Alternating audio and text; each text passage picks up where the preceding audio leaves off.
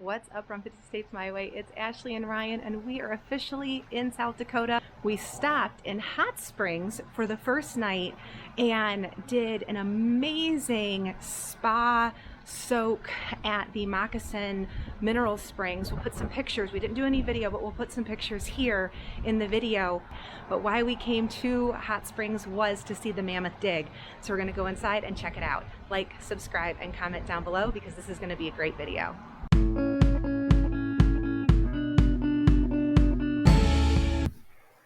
After flying into Denver and our time in Scottsbluff, we continued to Hot Springs, South Dakota for an overnight stop. We stayed at a great Airbnb and just made it to Moccasin Springs for our 3-hour soak. This location is adults only and has 6 natural pools, one of which dates back to 1913. A huge storm came in and shortened our soak to only about 45 minutes because we were not able to take the offered reschedule. We ended a very long day with an amazing dinner at Buffalo Dreamer, which is at a different location now according to the website. This was definitely one of our favorite meals of the trip. The next day, we toured the Mammoth Dig after a great breakfast at Morning Sunshine Coffee House.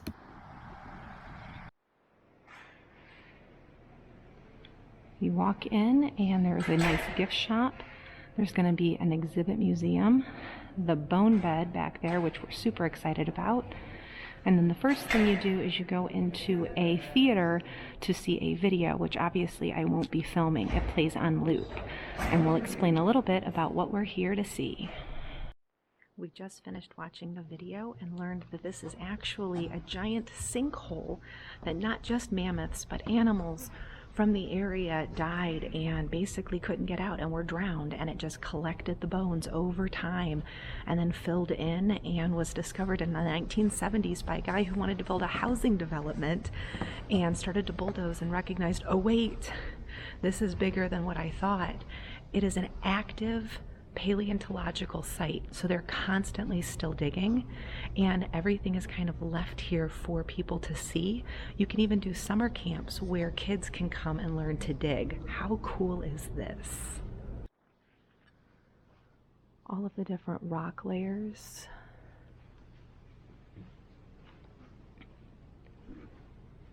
This is a mammoth footprint.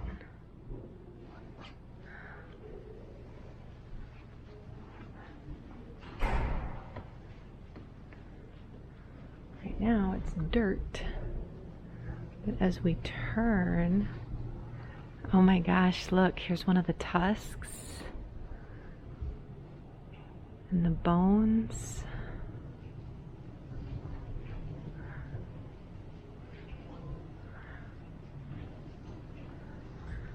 The different tools used to dig, very tiny.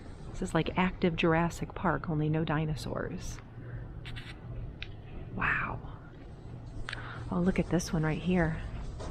This looks like rib cage right down there. So this graphic really does show it, what happened. The spearfish shale built up and the mammoths and other animals came for the shallow water and to eat the vegetation that had grown, and they didn't realize that they were literally standing on a slip and slide. They go to drink, they go to eat the vegetation, and bam, they fall in and they can't get out. This is neat. Here you can see the different sediment layers. Over 50,000 years can be seen when walking around the sinkhole. Layers upon layers of sand, silt, and clay filled the sinkhole pond, entombing the mammoth skeletons. Brown layers are sand representing strong pulses of water coming from the spring conduit. The thick gray clay layer in front of you, highlighted by the orange flags, was laid down over 140,000 years ago. Wow. So, like I said before, there are other animals here. Coyotes, a llama that's extinct that was native to the area, weasels, wolves, pronghorn, which we actually saw when we were driving through Nebraska, and I couldn't figure out what those were, and the video we just confirmed they were pronghorns. Apparently, this is really cool. I didn't even know this. There were camels in America. How cool is that? Extinct. But they found camel bones in this sinkhole too. They've also found little pocket gophers. I mean, just so neat. And then to kind of show you the different size of the woolly mammoth. So the Columbia mammoth is actually what we see here. Extinct, lived across North America during the Ice Age. Then there's the African elephant, obviously not from here, and all the different other elephants. Check out all the tusks and the bones. Oh my gosh, this is so cool. Now you can do an audio tour by scanning the QR code with your phone. So for those of you watching at home, if you want to see what this one says, go ahead and scan.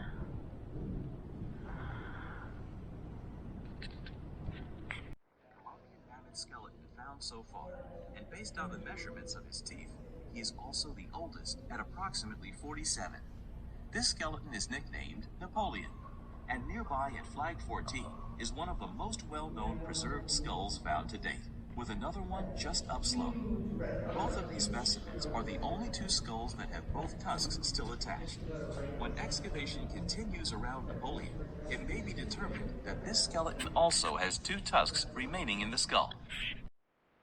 So that skeleton right there in front of Ryan is known as Napoleon Bonaparte. He is the oldest and most complete Columbia mammoth found on site. Wow. This is seriously cool. You can walk down these steps and pretty much you're like in the sinkhole. Wow. We just traveled 190,000 years.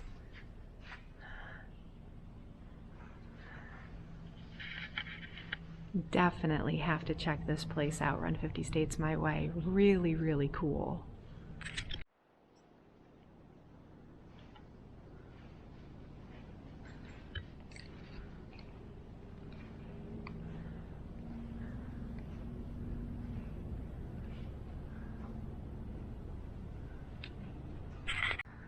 What is the difference between a Columbian and a woolly mammoth? There were two major types of mammoths in North America during the Ice Age. The robust Columbian mammoth evolved in North America from previous Asian immigrants earlier in the Ice Age.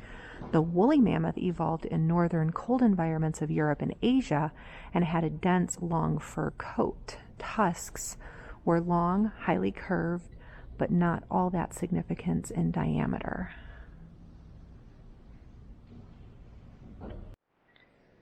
This area here is just like a collection of different mammoth tusks.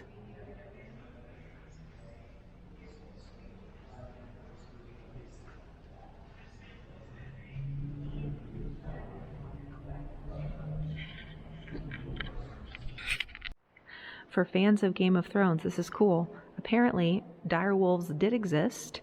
Dire wolf, which is extinct, a cousin of the living wolves and domestic dogs. Found fossil in North, Central, and South America.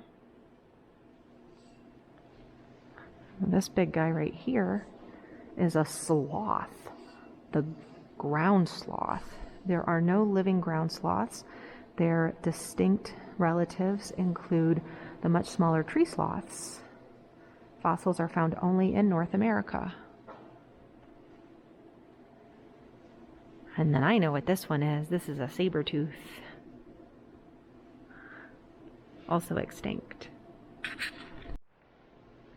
The doors lead into an exhibit hall. This right here is our bison, our modern American bison. But then look at these ones that are extinct. There was even a longhorn bison, and he's gone. So here are some pronghorns, and again we saw these yesterday when we were driving through the prairies of Nebraska. Couldn't figure out what they were, and this is exactly what they looked like. They were pronghorn. I wish I'd known, because we should have stopped and taken pictures.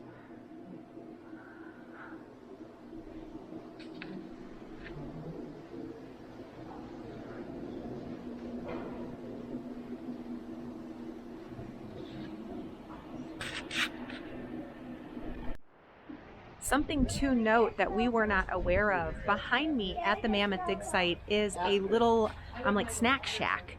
And they have snow cones, they had some breakfast items. Let's go check out the menu so I can tell you everything they had. Cinnamon rolls, Danish pastries, sausage croissant, fruit cup, hot dogs, chili dog, pulled pork combo, nachos, pizza, pretzel with cheese, and then obviously the snow cone. So we are heading now to Wind Cave National Park, and I was really worried because, you know, it's only 10:30. I was like, okay, there's nothing to eat around Wind Cave. What are we gonna do? So we ran to a grocery store and packed some picnic items that we'll eat up there. But for families out there who are like, okay, I just want to be able to grab something quick and kind of be on the go, there's a snack shack at the Mammoth Cave Dig site. The gift shop was really extensive, really nice, had a lot of really cute items, and we just absolutely loved this experience. Totally unique, unlike anything I've ever seen, and definitely worth a stop if you are in the Black Hills. Stop in Hot Springs. So with that, like, subscribe, and comment down below. We're off to our next adventure at Wind Cave National Park, so that'll be our next video. But we've had an amazing time here in Hot Springs, South Dakota. Thanks for watching.